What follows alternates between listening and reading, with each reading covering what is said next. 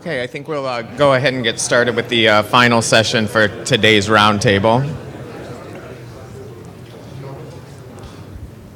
I'd like to thank the previous two sessions, which I think really kind of have started to display sort of the journey of discovery all the way through delivery, starting with really the remarkable potential that these new therapies have to improve patients' lives. And then the last panel, which did a terrific job of really laying out the complexities that go from discovering these two new technologies in the field of immuno-oncology, largely at academic centers, and the necessary partnerships that are formed to scale up the production and further testing of these new agents. And what we would like to do in this last session today is kind of talk about what comes next, even after those collaborations, to move things, kind of complete the journey to patient access and utilization, including the scientific approaches utilized by the Food and Drug Administration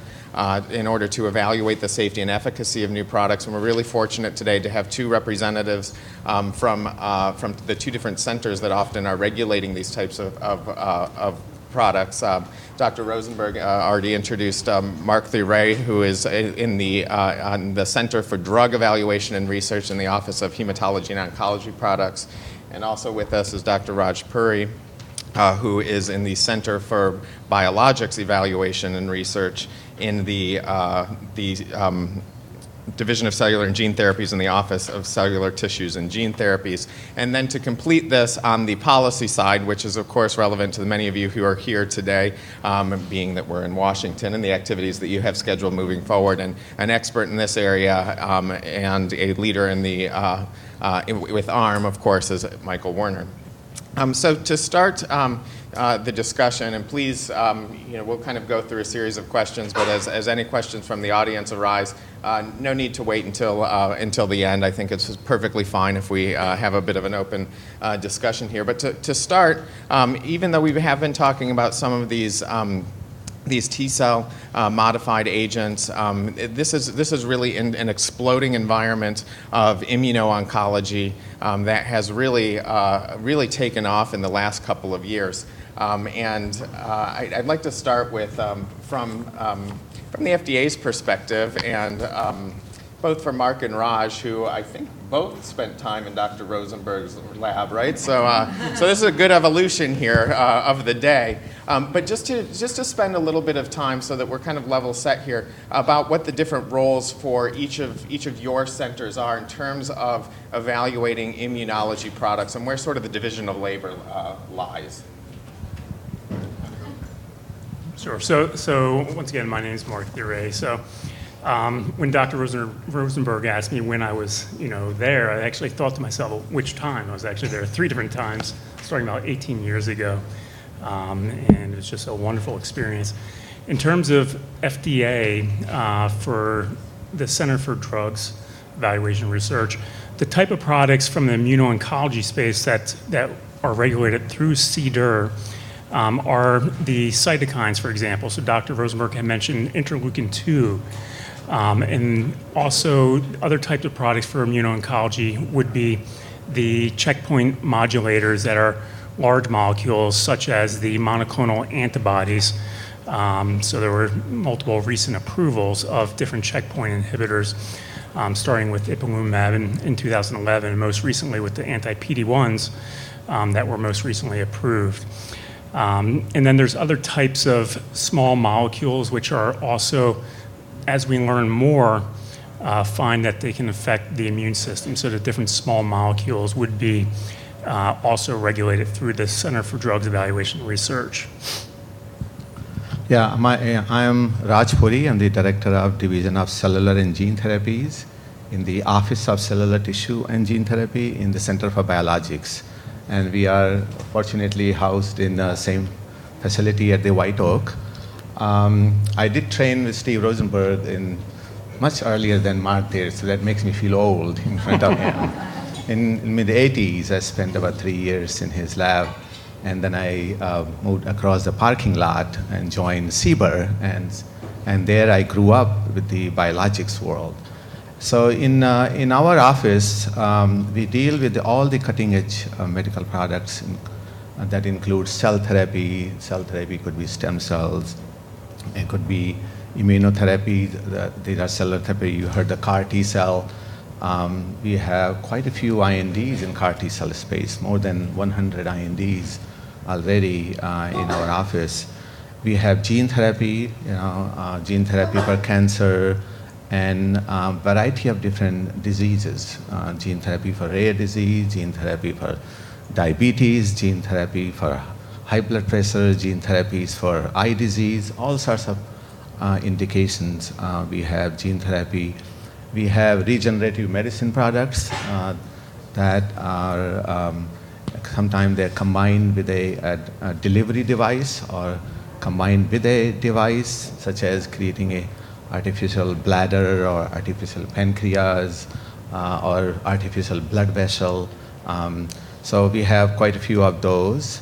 And our office also does a post-marketing of surveillance and listing of the companies who supply human tissues from the cadaveric donors. And about 1.5 million transplants in the US are done from cadavers. So we look at the safety, donor testing, donor eligibility of that type of products in our office. So I have to ask, this is a little bit of more of a human interest question than scientific, I suppose, but given that you both spent time at the NCI surgical branch, and maybe Marc, since you were there more recently, we'll go back to your first stint there. Are you surprised with where the state of science is now that you are in a position where you're overseeing all of these hundreds of NDAs in this space, or is this pretty much what you expected when you were doing clinical research in this area not too long ago? Sure. So I think all of us are surprised with the very rapid development that we have seen over the past several years, and of course this is not just the past several years where these products have been developed. It was from the fruition of years and years of basic science and clinical translational research. One of my first projects when I went to the surgery branch was evaluating whether or not anti-CTLA-4 would enhance certain type of immunotherapy. So it was quite a thrill to come over to the agency and see this product come to fruition into not just through clinical trials, but also to patients directly through a market approval. Monday morning quarterbacking is somewhat easy to do, but I would not say I looked into the future 20 years and thought we would be where we are today.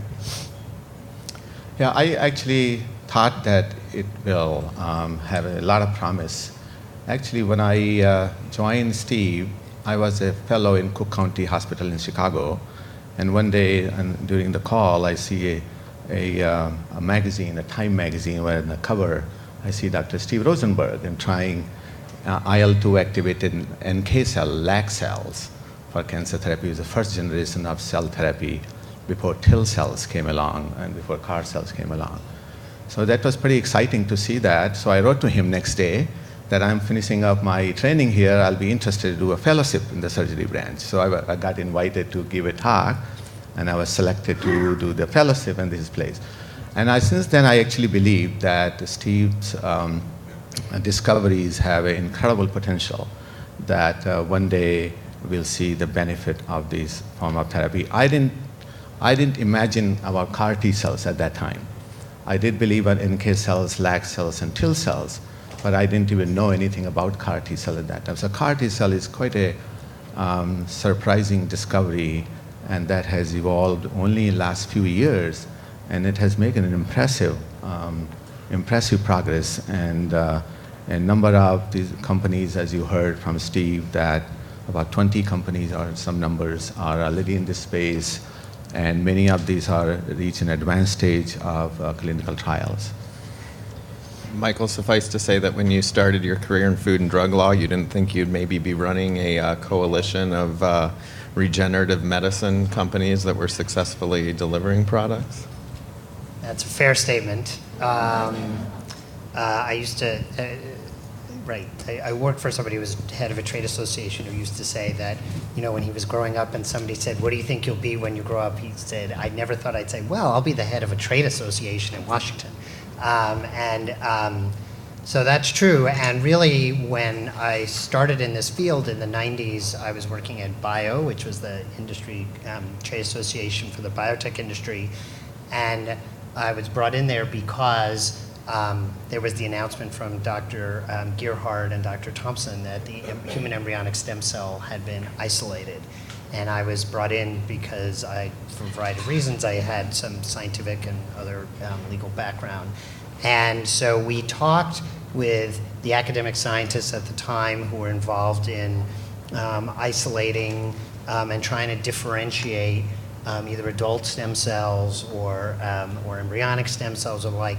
And they talked about it that this was, if we can figure this out, boy, we can figure out all of these kinds of cell therapies. We can figure out how to create healthy cells to replace the cells that have been damaged or from disease. Or we can figure out how to get cells maybe to do a job that they weren't otherwise meant to do. So it really all seemed to be, it sounded fantastic, but it certainly sounded like fiction. And so absolutely, it's incredibly gratifying and fantastic to now be here almost 20 years later and see that products are either on the market or they're in late stage testing, and that this really, and we haven't even we're just on the cusp of it right now. And not to overstate or not to be dismissive of the exciting things that are happening now, but my personality is a little bit more, so what's next? So I guess, Marc, what's next? How do you foresee some of these therapies working together, so to speak? It was mentioned in the first session today about how patients that respond to some of these new immuno-oncology agents do have a remarkable duration of response, but there's still a relatively large number of individuals that don't respond.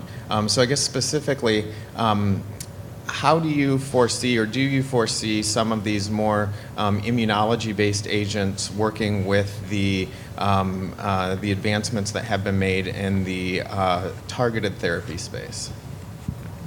So I think the agency has been very interested in where things are going and trying to develop different pathways to allow this type of development to proceed quickly, and thinking about different ways to expedite both the development but also the review of promising therapies. So in terms of the way things are clearly going, and just based upon the number of INDs that we see, and also clinical trials, is combinations. And there's clearly a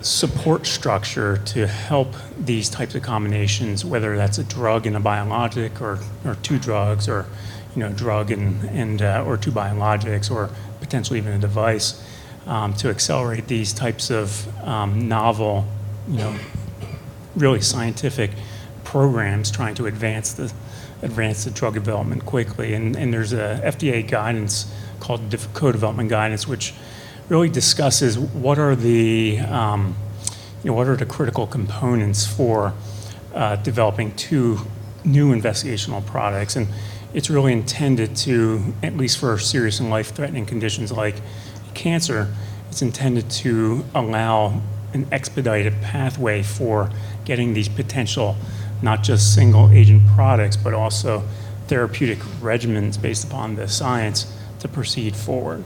Yeah. I actually really do want to commend the agency for being very forward-thinking in terms of that particular guidance document specifically. Back in 2010, we had the good fortune of working on a project that helped kind of pave the way for that guidance document for novel drug combinations. And I don't think at that time the discussions of kind of the advisory committee that we had were much more around the tyrosine kinase inhibitors. We really weren't even thinking about, what the immunology field would be adding to that. And given that that is a huge part of combinations, Raj, now I think that that guidance document was issued from CDER.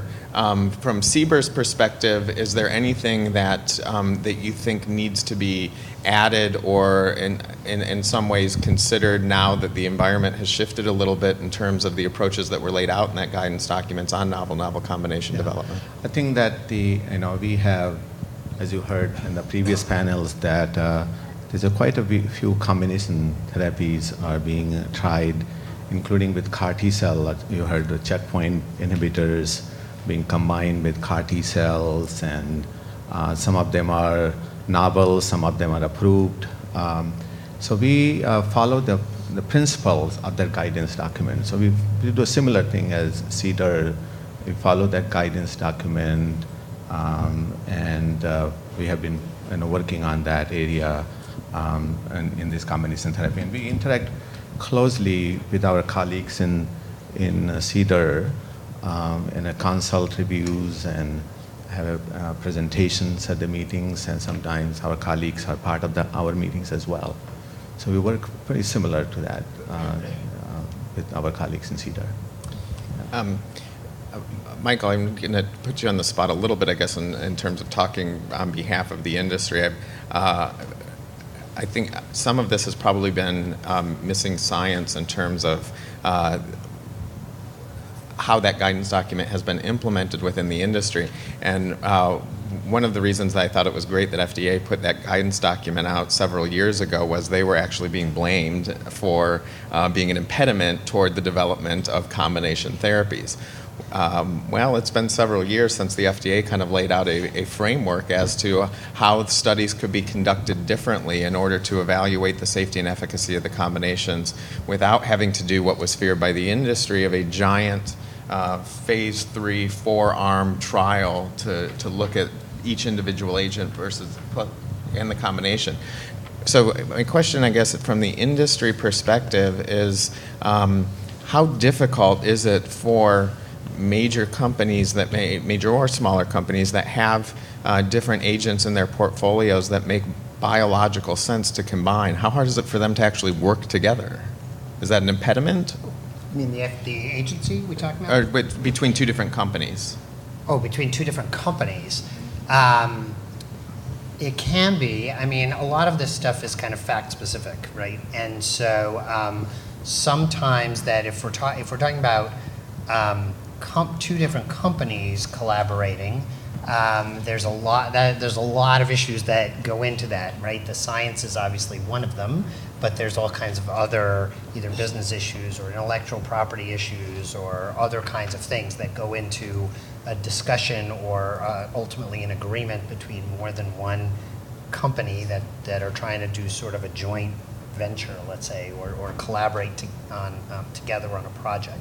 So how hard that is depends on all those factors. And by the way, some of those factors are also the relationship between either the scientists between the two companies or the executives between the two companies, or the relationships between the companies themselves. Have they done this before?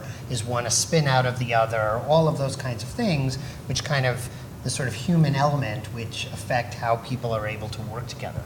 So I think if we're talking about companies, that's a challenge. I think that companies find that the guidance very helpful. I think there are still challenges working. Combination products are still complicated and to develop, and I think at the agency as well, and there's a lot of progress has been made since then, but I also know that there are some thoughts about maybe ways to streamline the relationship between the review centers, and I know sometimes there's issues about sort of, waiting for one center that's consulting with the other center. So I think those are the kind of things I think that are manageable, right? And that can be worked through. So I think all of those things, the level of as the level of complexity goes up, makes it just a little bit harder. But I can tell you that certainly from ARM's perspective, the agency really goes out of its way to try to be transparent, to try to be collaborative, both from our organizational perspective and from the individual company's perspective. I mean, I guess this would be a time to say that, you know, any of you who participate or you know, some of it's in the newspaper, but also in policy discussions, I mean, there's a lot of talk now about the FDA and the FDA's kind of role, and we are starting to hear that, you know, people are saying that the FDA might be actually an impediment to innovation. There are people who are saying that, you know, we need to get products in the hands of patients more quickly, and that means, you know, either keep cutting the FDA out in some way or really overhaul. And I have to say that from ARM's perspective, that wouldn't be correct at all. That, you know, it's got to be a situation where the agency is that it's science-based and that the companies are coming forward with good science. The agency is reviewing it, and, you know, everybody needs to know what the parameters are. It needs to be clear, but, you know, we feel like the collaboration between the agency and the industry in our space, at least, is quite good. If I may add to what being said here, that I just want to let you know that in addition to the efforts that the agency is making in combination product world, we actually have formed a FDA's first combination product policy council, and that is the leadership of the different centers are part of this council, and they will form policies and communication strategy within the FDA as well as with the outside world. In addition to, we have Office of Combination Product, which facilitates designations and collaboration between the centers to facilitate the development. Great. Sure. So the related question on the combination therapies is the volume of these studies that you begin to see at some point, it's almost exponential numbers of combinations one can do. When does that become problematic from just a volume perspective that the FDA does something we thought about?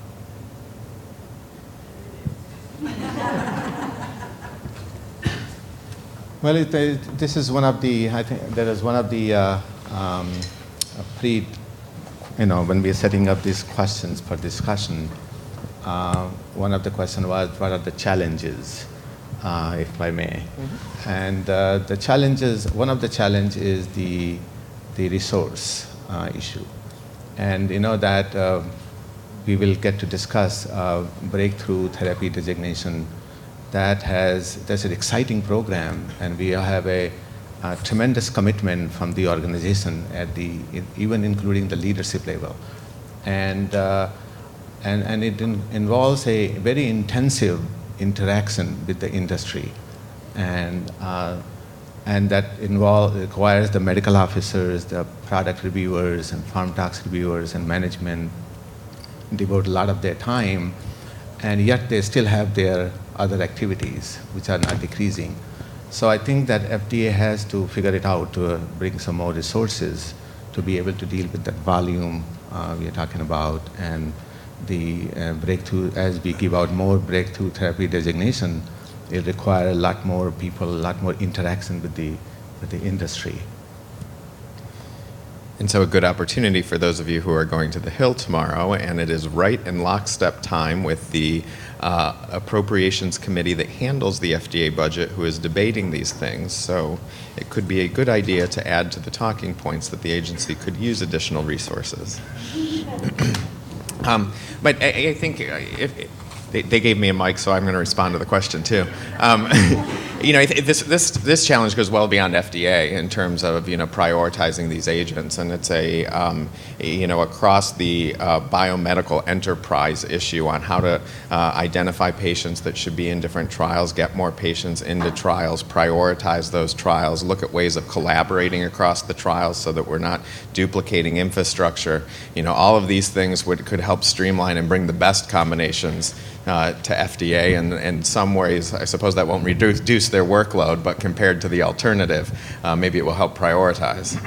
So one of the things that was done through Rick Pazder's, who's the office director's vision, in 2011 was the reorganization of the Office of Hematology Oncology Products into a disease-specific organization, which has really helped in terms of the reviews of different products and trials in specific disease classes. So really modeling the academic model for the expertise being with the disease. Now, with that was actually a great opportunity for more stakeholder interaction from the FDA side, to really reach out and discuss with the different organizations, what are the most important, items that are maybe not being addressed, by development.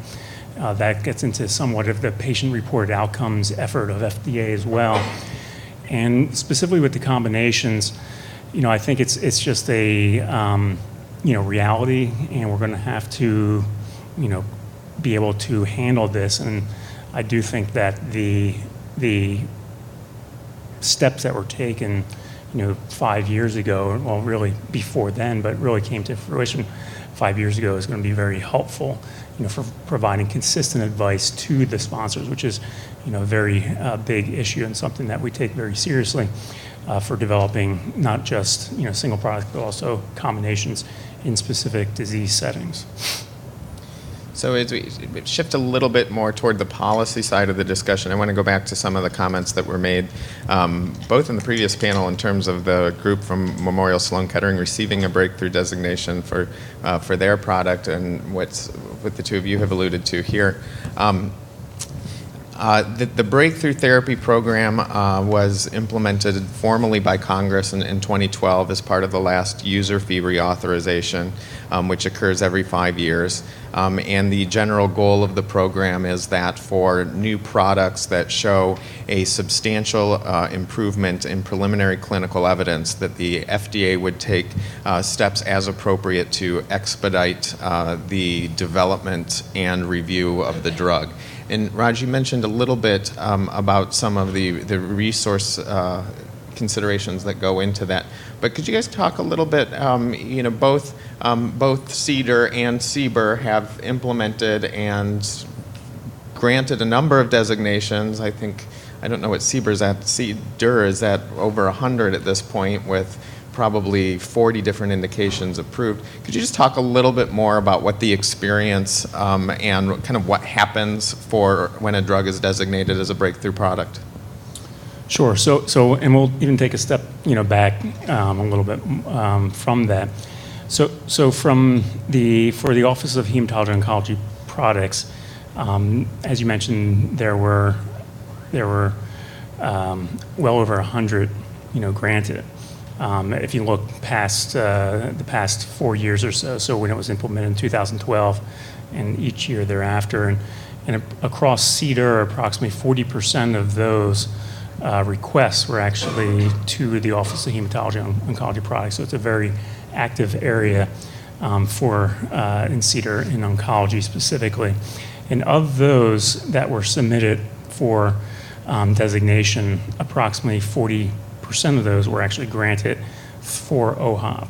Okay, so there's many different applications that we do receive.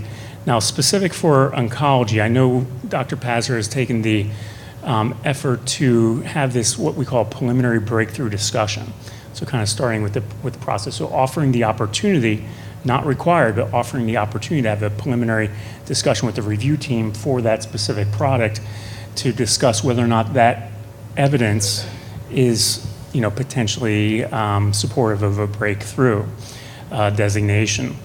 And it's non-binding advice. The company can still, submit or not submit depending on the advice. And oftentimes it's an issue of maybe not having enough patients. And that's really where breakthrough differs from the other FDA expedited program, Fast Track, which has been in place for a while, where Fast Track can be based upon non-clinical information. The breakthrough does require that preliminary clinical evidence. Okay, so once the request is submitted to CDER, to OHOP, the review team will review this, discuss at the division level. So there's 3 clinical divisions and 1 toxicology division in our office in NOHA. And we'll present to the division director. And after that, we'll have our preliminary recommendations from the division level and present it in our whole office, which includes, many different oncologists with different specialties to have the input at that level. And then CDER takes the approach of having every breakthrough product request, designation request, be presented to the Medical Policy Council as well. So there is a council who will actually review and have the divisions present each breakthrough request. So there's some consistency across the center for what constitutes a breakthrough therapy. But, I'm sorry. How many of those get revoked? Breakthrough designations get revoked? I'm not aware of, I believe there were, I don't know the number. It's pretty small. I think it's probably rare. like 2 or 3, and some of that is because the clinical context has changed since the designation is given, meaning another therapy has been made available in that space. So the breakthrough guidance does talk about, rescinding, and there's certain parameters, but I think 2 or 3 is actually the number, not even percent, right? Yeah. Do you want to talk a little bit about Yeah, CBER's policy? I would like to add, we do similar thing as Marc mentioned, that we have, being a smaller center, we have approved, granted 12 breakthrough therapy designation in our office, and 8 of them are oncology related. And similar to Marc, we have in the review divisions, my division and my colleague Wilson Bryan, who's the division director of Division of Clinical Evaluation and Pharm Tox, 2 together, and 2 divisions get together and complete the review, and we present it to our office director and then present it to our center director's office. So there is a involvement of the center director's level in approving this, similar to that Medical Policy Council that CDER has. And in our discussion, many times we involve our colleagues from CDER in Marc's office. In what we have recently developed a communication plan. So we give it a sponsor at the time we designate a breakthrough therapy designation. We provide them a chart, a communication plan, and asking companies to think about communication plan. For example, end of phase 2 meeting, CMC meetings, when is your pre-BLA, when is your facility meeting, when is your licensing application meeting. So encouraging company to develop milestones when you want to come back and interact with us. So it's quite a bit of intensive involvement on our part, and the company also take it very good advisement to come back to us. So it's basically quite a bit of interaction with them. And that communication plan is very well received by the folks who get that from us. I will say it's up to the companies that receive or are not granted a breakthrough designation upon their request to make that information public. But if anyone's interested, you could visit our website where we've just relaunched a tracker of sorts that can sort by disease type, by products that were granted when they were given their designation, as a way to kind of raise some general awareness around this. And I think having a hand in creating the legislation here, I think we're very excited to see that it does apply a great deal to oncology, but never intended for this to be an oncology-specific tool. And I think FDA has certainly shown that is, their interpretation as well. With a highly vested interest in the breakthrough program, now that it's kind of been 4 years in the implementation, are there challenges that you see, generally across the board, not for any individual product, but in terms of advice given to expedite the development? Are there regular issues that come up that kind of are rate limiting steps, so to speak? So in terms of challenges, and I would just second Raj's comments about the resources.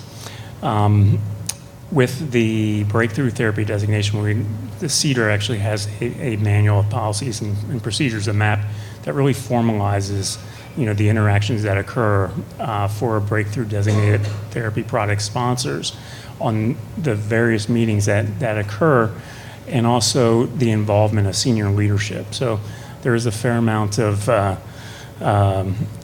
very frequent communication that occurs between the companies and the FDA.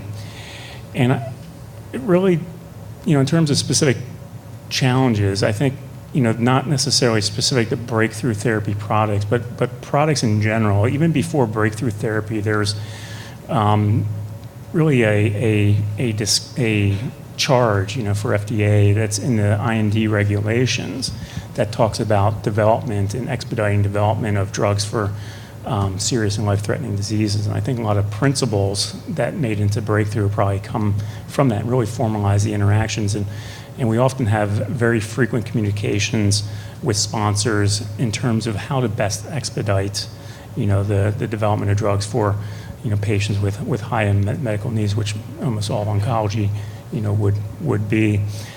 So, in terms of specific issues that come up, I would say a very good presentation that was Forensic Cancer Research in Brookings, which really went over from the CDER perspective.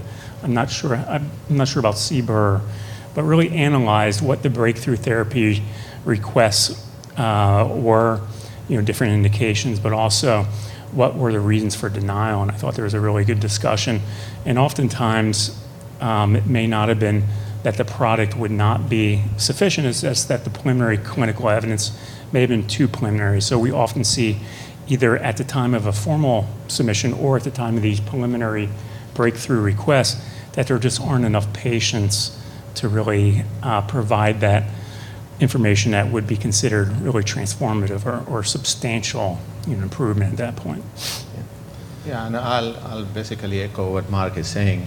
In addition to, I will basically, maybe this is an opportunity for me to put a plug here for the sponsor to consider quality in your submission. Consider, maybe look at folks who have received breakthrough therapy designation and what are the considerations they had in their application when they submitted to an agency, the quality of data, the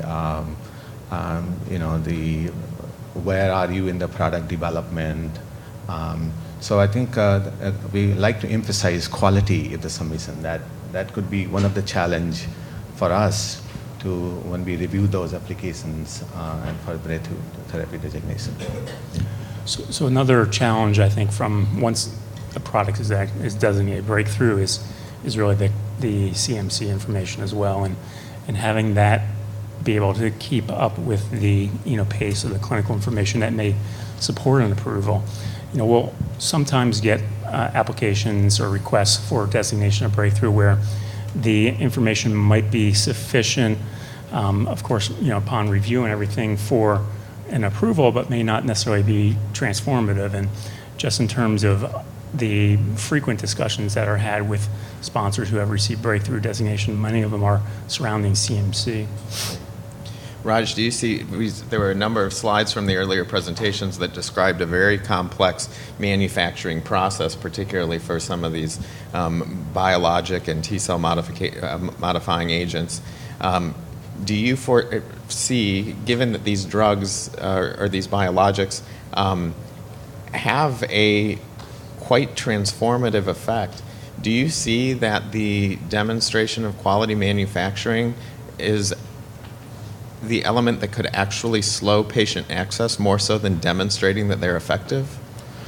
I think that multiple companies who are in this space, they're pretty advanced in the manufacturing of these products.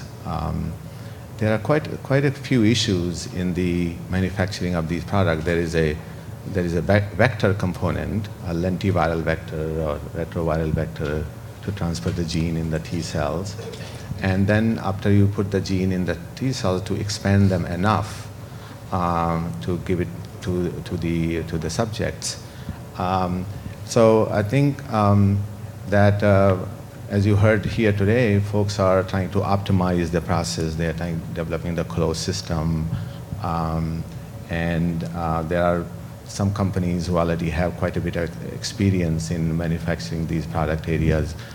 We have been helping sponsors and dealing some of the issues about our manufacturing. We have quite a bit of interaction with the companies. Like I said, we have more than 100 INDs in CAR T cell space, and folks are able to, I hear, they're able to produce these cells in a very efficient way.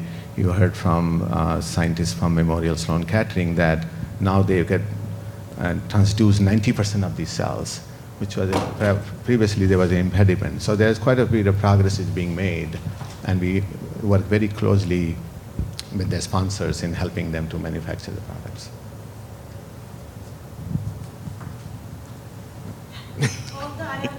Okay. Well, okay. So we heard a lot about, in the previous panel, there was some discussion about the issues around toxicity. And obviously this is a field where some of these therapies can have very significant impact on individuals, and yet they have such incredible potential. So could you guys, all three of you, and might find interested in your perspective about the concept of patient-focused drug development, the concept of the risk-benefit profile, and how, is there something different about this genre of therapies and how people think about that, either from the perspective of the companies or from the perspective of the regulators?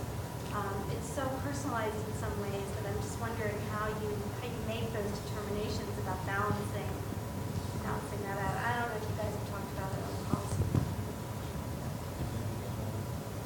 All right, I'll start.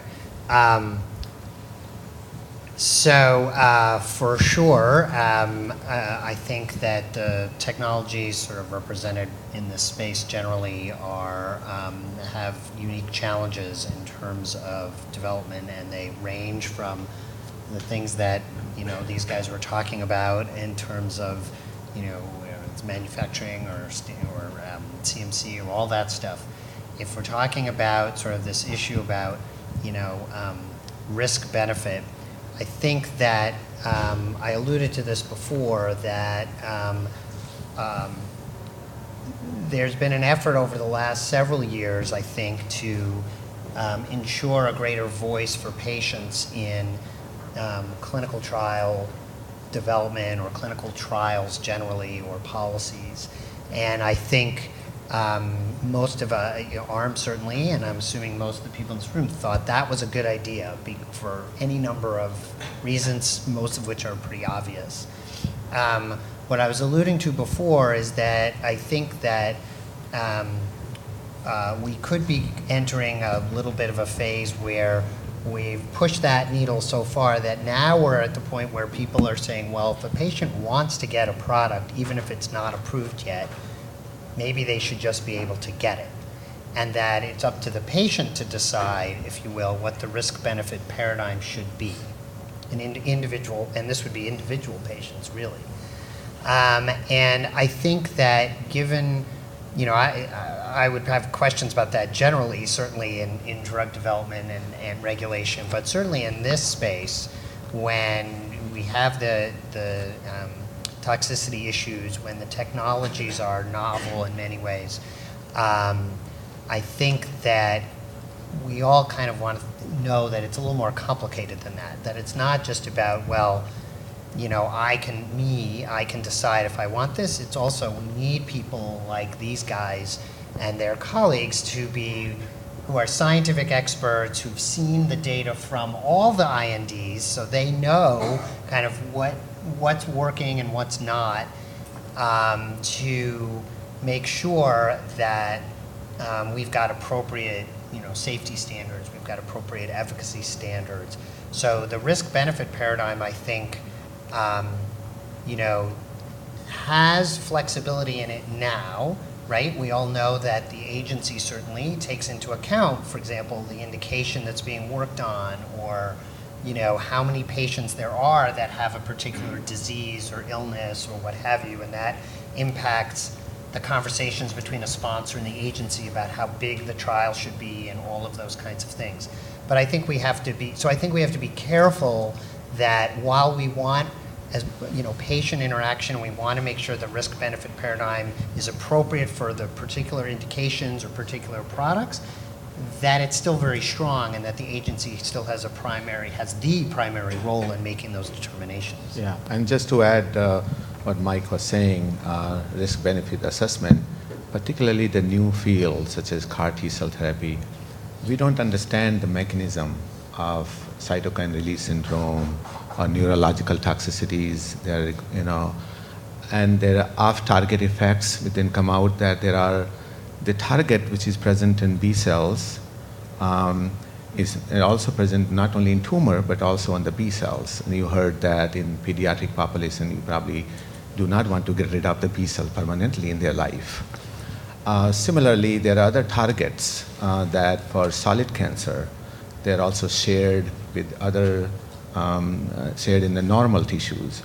And we have seen some of the trial where those cells were reactive not only to tumor but more so to the brain, where we have our heart. We have seen a couple deaths seen in that case. So I think that's it's important to understand the product, and it's targeting something, but it may be giving side effects on something else. So learning that is very, very critical at this stage of the, and we actually, because we have so large number of these INDs, we are creating a database in-house, which is confidential database only for use of the FDA, and we are asking sponsors, investigators to provide their data in a particular format, and then what type of side effects you see, when do you see it, the intensity that you see, what type of the tumor it was, and so that we can inform ourselves. Cross studies, like Mike was saying, that we see everything, and so we try to make the decision, help out the investigators, what could be their stopping rule, how may help you manage the patient so that you you see the therapeutic benefit, not the side effects. So we are working with we had presentation at the NIH's Office of Recombinant and DNA Advisory Committee, discussions we had about this topic.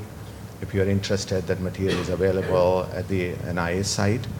And we are in the process of collecting data from various sponsors. Sponsors are very collaborative in that, providing us the data so it can help us, help them, and help ultimate our patients for their benefit. And I would say that one of the factors that you mentioned or items you mentioned was risk benefit, and that really works its way into the consideration of many of the FDA expedited programs, because all of these consider, all of them are it's required to be a serious and life-threatening condition. So of course cancer, and I think important to this assessment is the fact that that these patients have very often limited options. So the existing or available therapies are all considered. And in oncology, there's a much higher tolerance for risk and side effects, often from the patient perspective. But when you're learning about new therapies, there may be other types of considerations from a regulatory perspective, which might be able to that may be able to be put in place such that a therapy could get out to patients and in the community earlier, such as a risk evaluation mitigation strategy, for example. So the initial approval of ipilimumab, as one example, had a REMS attached to it regarding the very unique toxicities that were observed, which weren't necessarily something that most oncologists were trained for in their fellowships and earlier on. So those are considerations from the agency perspective, about the training of the medical community, the unique toxicity aspects, and what may need to be done such that these therapies can go out in a safe and effective manner. And these may not necessarily have to continue with more products in the same class that have very similar toxicities, as that training and experience is brought up through experience with the specific products. Just to this perspective discussion, so comments and thoughts on regulatory trends ex-US, for example, Japan, some of these decisions to finance cellular therapies, expediting approval. Yeah. So we, in the regenerative medicines, maybe is it Yeah. questions for you or? You can start. Okay. I have something to say. Thank you, Marc. can I just say want to tell you something. that we have I excellent say working relationship with variety of professional societies and group, including Alliance for Regen Medicine. We have wonderful relationship with them. In addition to, we have Juvenile Diabetes Research Foundation, California Institute of Regenerative Medicine, NIST, and NIH. In the regenerative medicine space, similar to breakthrough therapy designation, there is a program called Expedited Access Program for the pre-market approval of devices or combination product and de novo medical devices. So we do have accelerated programs in our device land in the regenerative medicine space. In addition to that, we are working with the colleagues at the standard setting organizations like ASTM or ATCC and USP, which is the United States Pharmacopoeia, and the international standards organization called ISOs. And they have a working party, tissue engineered medical products, TC510, and I know ARM is very much involved in TC276 ISO groups, and we work very closely with our colleagues and interact with this standards group as well. And we have an OCTGT Learn webinar series, which is a list of webinars about how to go about doing an IND or what is needed in pharmacotox submission, what is needed in a clinical trial, what is needed in license applications. And that is available to you online. You can just see in the luxury of your living room or in your offices. The people are speaking and have webinar for you, and you can get all the access as well. So we have quite a few programs with the accessing to the cellular therapy in regen medicine space. Mike? Yeah, so I think when we're talking about, I'll back up a step. So ARM's mission is to get safe and effective products to the market as quickly as possible. And so we are always looking for ways to improve or make the regulatory pathway in the U.S., mostly focus in the U.S., more efficient. To make sure the products are safe when they come out and effective, but they get out as quickly as possible. And Raj mentioned a couple of the projects we have ongoing with FDA in an attempt to find ways to do that, and there'll be more, and we look forward to those. I think when we're talking about other countries, there's a couple things. So first of all, while we always say, we might point to another country and say, there are other countries like Japan where they change their law to try to accommodate regenerative medicine products. And so what our approach to that is, okay, so let's think about US law. Do we need to try to do something like that? Do we need to change the law, or should we work with the agency at, A, is the process good, or B, if it needs to be changed, how do we go about doing it, and what would it be? Because obviously, the whole market, the whole reimbursement system, all kinds of other things about other places like Japan are different than they are in the US. So I think when we're talking about the Japanese model of regenerative medicine specifically, I think that, the way we look at it is, we think it's great that a country has identified that these are important technologies, that what they have done is they have empowered their regulatory agency to work with sponsors to be able to figure out ways to get products to the market more quickly, if anybody, and maybe you have too, any of us who've worked with companies in Japan would say it's not necessarily quote unquote easier or lower. It's just that you have to go through a lot of steps, but there are opportunities to do that, perhaps earlier in the process.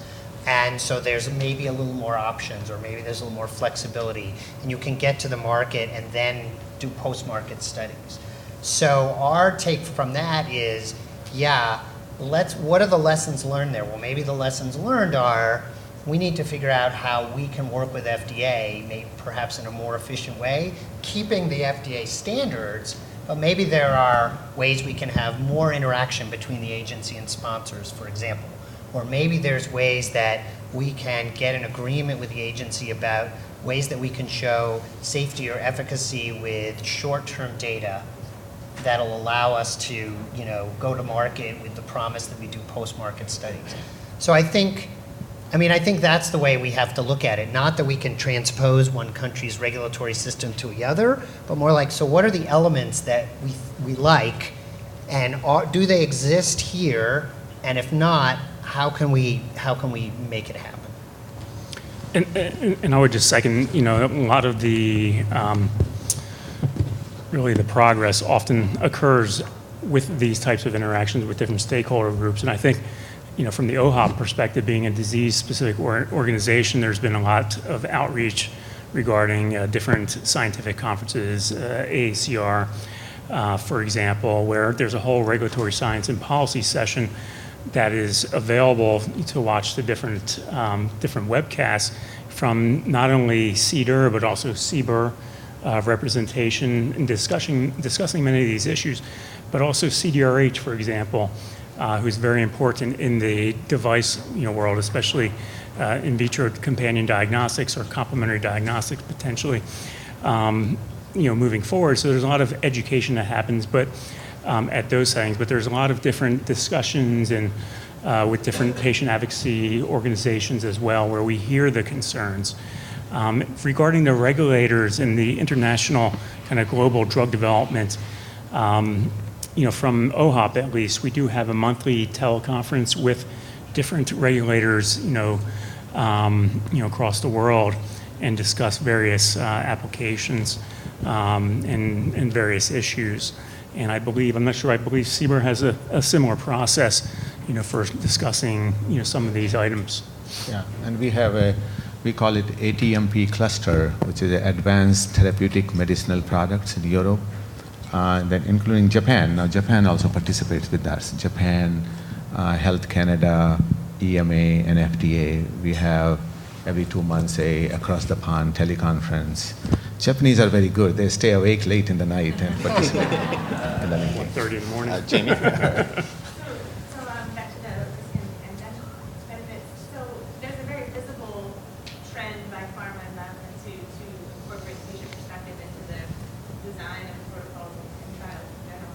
But I also believe that there is potentially a less visible initiative within FDA as well, and that over the last 5 years there's been a strive for incorporating the patient voice into the understandings of what patients are willing to risk and what they're not. I mean, oncology, as someone with cancer, of course, potential death from a treatment means certain death from a cancer any day.